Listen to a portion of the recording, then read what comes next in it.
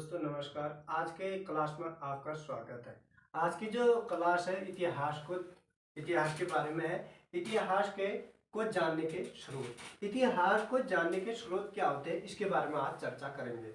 इतिहास को जानने के दो स्रोत है, एक है साहित्यिक, दूसरा है पुरातात्विक। अब देखिए साहित्यिक और पुरातात्विक। साहित्यिक क्या होता है? जो लिटरेचर, जो किताबों से ज्ञान मिलता है वो साहित्यिक है। और पुरातात्विक क्या है? जैसे सिक्के, अभिलेख, इनका अध्ययन जो इसमें किया जाता है वो क्या है? पुरातात्विक है। अब देखिए हम पहले पढ़ते हैं साहित्यिक क्या होता है, फिर उसके बाद हम चर्चा करते हैं पुरातात्विक के बारे में। साहित्यिक स्रोत क्या है? ये जो साहित्यिक स्रोत है वो इतिहास को जानने के प्रमुख स्रोत माने जाते हैं। परंतु जो यूरोपीय विद्वान है वो यह आरोप लगाते हैं कि प्राचीन काल में जो भारतीय है उनको लेखन का ज्ञान नहीं था, उनको इतिहास का ज्ञान नहीं था।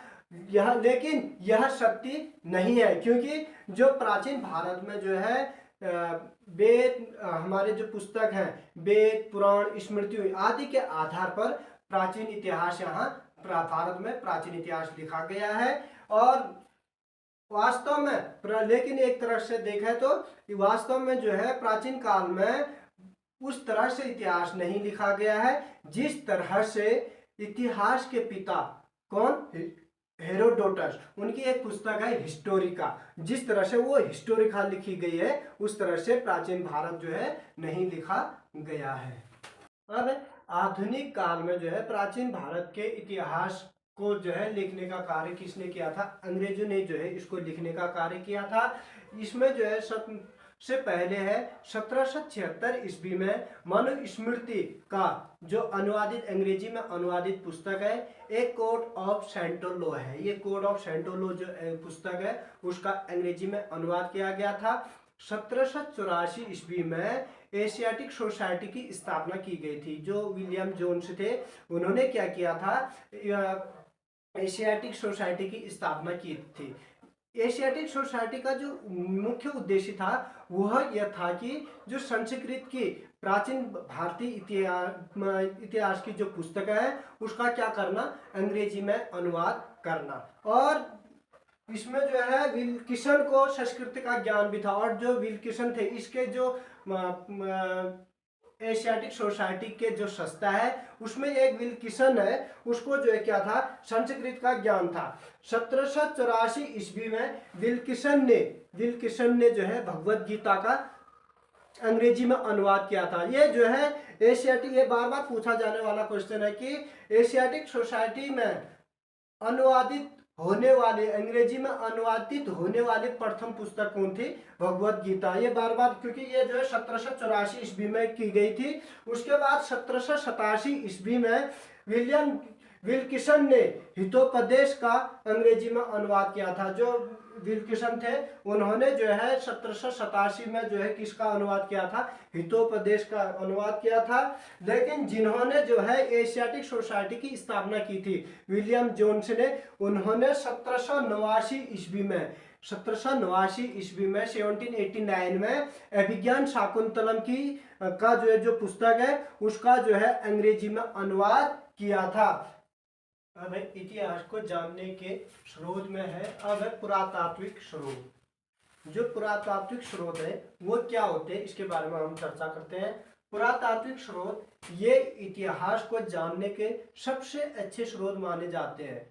इसमें जो है क्या क्या आते हैं? सिक्के और अभिलेख आते हैं। इसलिए इनको जो है जो सिक्के और अभिलेख, ये जो पुरातात्विक है ये इतिहास को जानने के सबसे अच्छे स्रोत माने जाते हैं। इसमें जो है सबसे पहले अब चर्चा करते हैं सिक्के। सिक्कों के अध्ययन को न्यूमिस्मेटिक्स कहते हैं। जो सिक्के होते हैं उनके अध्ययन को जो है क्या कहा जाता है? न्यूमिस्मेटिक्स कहा जाता है। हमारे प्राचीनतम सिक्के 5वीं सदी ईस्वी पूर्व के हैं। अब जो है 5वीं सदी ईस्वी पूर्व के हैं जो हमारे प्राचीनतम सिक्के हैं। ईस्वी पूर्व का मतलब क्या होता है? जो ईस्वी पूर्व 5वीं सदी ईस्वी पूर्व से चौथी ईस्वी पूर्व, फिर तीसरी ईस्वी पूर्व, फिर तीसरी के बाद दूसरी, फिर पहला। जो ईस्वी होता है वो ऊपर को बढ़ेंगे, बल्कि जो है जो ईस्वी पूर्व है वो नीचे को घटेंगे। जो प्राचीनतम सिक्के हैं इन्हें जो है क्या कहा जाता है, आहत सिक्के भी कहा जाता है। आहत सिक्के इसलिए कहा जाता है क्योंकि इन पर जो है इनको पंचमार्क क्वेइन के नाम से भी जाना जाता है, और इन पर जो है क्या किया जाता है, ठप्पा मारा जाता है। इसमें जो है खाली एक ठप्पा मारा जाता है, और जैसे ये जो ठप्पा होगा वो सूर्य, चंद्र, पहाड़ आदि की आकृतियां होंगी, उससे जो है क्या किया जाता है, इनमें ठप्पा मारा जाता है। अब जो है ये सबसे ज्यादा यूपीएससी में भी पूछा गया सवाल है कि जो ये सिक्के थे वो सिक्के किस के बने हुए थे, और ये जो सिक्के थे वो चांदी के बने हुए थे, कुछ मात्रा में कुछ जो है कुछ तांबे के भी बने होते थे। ये जो सिक्के थे ये बार बार पूछा जाने वाला सवाल है, ये जो सिक्के थे वो किस चीज के बने थे, वो है चांदी के। अब देखो सिक्के के बारे में बात कर रहे हैं हम। सिक्के में सबसे पहले हिंद यवन शासकों के सिक्के की बात करते हैं। हिंद यवन शासकों ने सर्वप्रथम भारतीय उपमहाद्वीप में सर्वप्रथम सोने के सिक्के चलाए थे। लेकिन प्रश्न पूछा जाता है बार बार, बहुत ज्यादा इंपोर्टेंट और कंफ्यूज वाला क्वेश्चन है कि सोने के सिक्के सबसे पहले किसने जारी किए थे।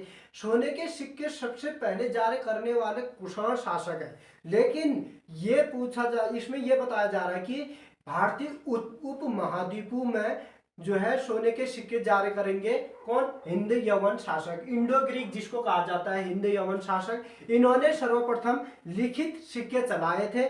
ये हिंद यवन शासकों ने सर्वप्रथम लिखित सिक्के चलाए थे जिसमें लेख और वह आकृतियां क्या है, उत्कीर्ण है, जिसमें जो है लेख और आकृतियां उत्कीर्ण है। ये हिंद यवन शासकों के इनके जो सिक्के थे वो द्विभाषी है, और जो इनके जो सिक्के हैं वो क्या है, द्विभाषी है। द्विभाषी एक तरफ जो है इनका क्या है, एक तरफ यूनानी भाषा वो यूनानी लिपि है। जो द्विभाषी सिक्के हैं उसमें क्या है, एक तरफ यूनानी भाषा वो यूनानी लिपि है, जबकि दूसरी तरफ प्राकृत भाषा व खरोष्टी लिपि है, और दूसरी तरफ क्या है, प्राकृत भाषा और खरोष्टी लिपि है। अब बात करते हैं सबसे ज्यादा इंपोर्टेंट यूपी पीसीएस में पूछा गया, 2014 में पूछा गया जो सवाल था यूपी पीसीएस में कि सबसे पहले शीशे के सिक्के किसने जारी किए थे। हिंद यवन शासकों में एक शासक है स्ट्रेटोसेकिन, जिसने जो है क्या किया था, सोने शीशे के सिक्के जारी किए थे। बात करते हैं कुषाण शासकों के सिक्के। अब हम जो है कुषाण शासकों के सिक्के की बात करते हैं। शुद्ध सोने के सिक्के चलाए थे इन्होंने, जो है प्योर सोने के सिक्के चलाए थे, और सर्वाधिक मात्रा में सर्वाधिक तांबे के सिक्के चलाए थे। ये जो कुषाण शासक थे इन्होंने जो है सर्वाधिक मात्रा में किस चीज के, तांबे के सिक्के चलाए थे, और सर्वाधिक आकृतियों वाले इन्होंने सिक्के भी चलाए थे। जो सर्वाधिक आकृति है वो वाले सिक्के भी चलाए थे। स्वर्ण एवं ताम्र दोनों प्रकार के सिक्कों का व्यापक पैमाने पर प्रचलन किया था, और जो है स्वर्ण और तांबे के सिक्कों का प्रचलन किया था। कुजुल कैटफिशेज, अब कुजुल कैटफिशेज ने सर्वप्रथम तांबे के सिक्के जारी किए थे। जो कुजुल कैटफिशेज था उसने जो है सर्वप्रथम क्या किया था, तांबे के सिक्के जारी किए थे। उसके बाद आता है बीम कैटफिशेज, ये बहुत ज्यादा इंपॉर्टेंट है कि इन्होंने सोने के सिक्के जारी प्रचलन किया था, नियमित किया था।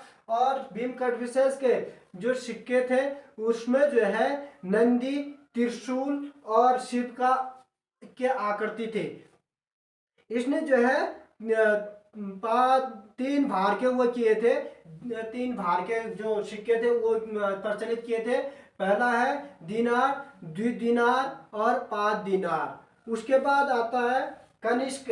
कनिष्क के जो सिक्के थे उसके आकृतियों में जो है क्या क्या था, बुद्ध, शिव और उमा, इनके चित्र अंकित थे। अब बात करते हैं हम गुप्त शासकों के सिक्के। जो गुप्त शासक थे उन्होंने जो है क्या किया था, सर्वाधिक सोने के सिक्के जारी किए थे। अब देखिए सोने के सिक्के के बारे में। सबसे पहले सोने के सिक्के भारतीय उपमहाद्वीप में किसने किए थे, हिंद यवन शासकों ने जारी किए थे। उसके बाद सर्वाधिक जो शुद्ध सोने के सिक्के थे वो कुषाण शासकों ने चलाए थे, और सर्वाधिक जो सोने के सिक्के थे वो किसने चलाए थे, गुप्त शासकों ने चलाए थे। अब हम बात करते हैं अभिलेखों में पुरातात्विक। पुरातात्विक में हमने अभी तक पढ़ा था सिक्के, अब हम बात करेंगे अभिलेखों की। अभिलेखों के अध्ययन को एपिग्राफी कहा जाता है। जो अभिलेख है उनके अध्ययन को एपिग्राफी कहा जाता है। ये सबसे अच्छे स्रोत माना जाता है। जो अभिलेख है इनको सबसे अच्छा स्रोत माना जाता है, क्योंकि एक बार इसमें लिख जाने के बाद इसमें छेड़छाड़ अथवा बदलाव की कोई गुंजाइश नहीं रहती, क्योंकि जब एक बार इनको लिखा जाता है तो इसमें कोई बदलाव नहीं किया जा सकता है।